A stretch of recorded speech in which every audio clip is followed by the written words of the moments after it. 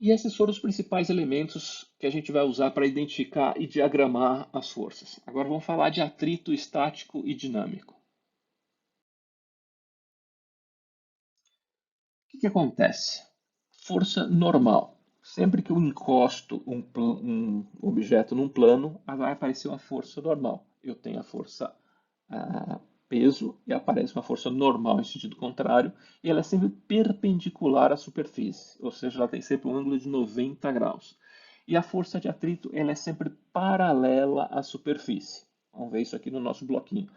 Eu faço uma força aqui, tentando empurrar o bloquinho para frente, deslocar esse bloquinho. Quais são as forças que aparecem aqui no meu diagrama? Eu tenho aqui a força P para baixo, tenho a força normal, que é sempre perpendicular à superfície, então por isso que aqui ela sai para cima, porque a minha superfície aqui é horizontal. Eu tenho a minha força F, que eu acabei de empurrar aqui com o meu dedinho, e eu tenho a força de atrito, e a força de atrito é sempre paralela ao solo. Então aqui a força de atrito e a força normal, elas formam sempre um ângulo de 90 graus entre elas. Lembre disso, isso vai ser importante depois. Então aqui eu tenho o meu diagramazinho de forças, né? Eu tenho o meu peso, a normal, que é a reação ao peso, eu tenho a minha força F, que eu estou tentando empurrar o meu bloquinho, e eu tenho a força de atrito aqui, se contrapondo à minha força que eu estou fazendo.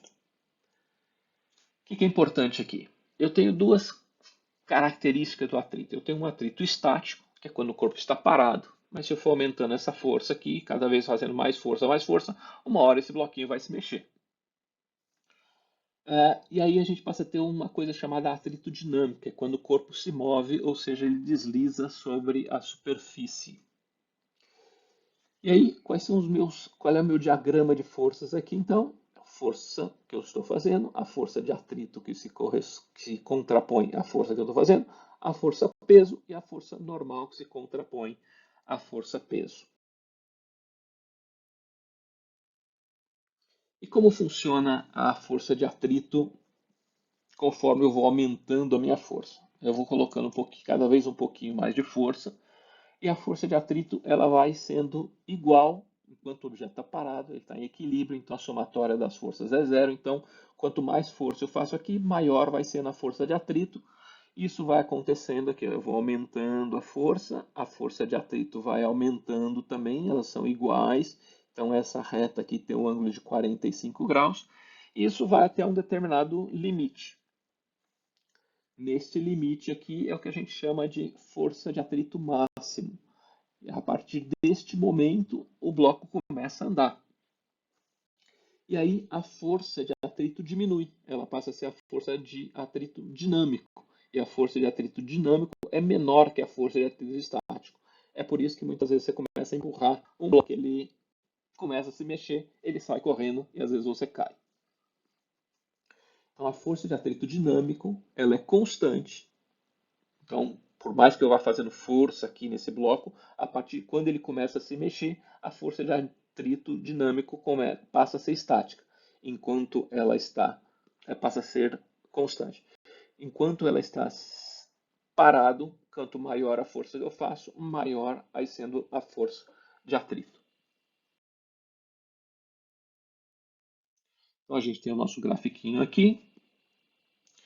E aí, como é que eu calculo a força de atrito? Eu tenho dois coeficientes que dependem da característica dos materiais em contato. Tem materiais que têm maior atrito, tem materiais que têm menor atrito. Depende da característica da superfície. Se eu passar óleo na superfície, vai ter um atrito menor. Por isso que a gente usa lubrificantes em motores e outras coisas onde a gente não quer que exista muita força de atrito. Eu tenho o coeficiente de atrito estático e eu tenho o coeficiente de atrito dinâmico. E a força de atrito ela é proporcional à força normal. Então, quais são a força de atrito máximo que eu vou ter num objeto? É a coeficiente de atrito estático vezes a força normal.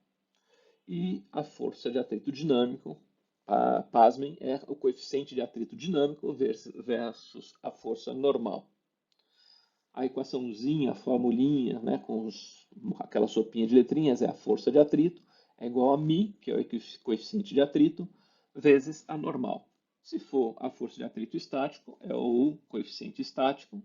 Se for a força de atrito dinâmico, é o μ dinâmico, que é o coeficiente de atrito dinâmico, vezes a normal.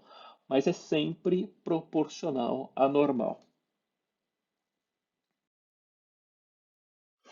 Então agora, vamos olhar nossas forças em plano aqui, agora quando aparece a força de atrito, porque senão meu bloquinho escorregaria sempre.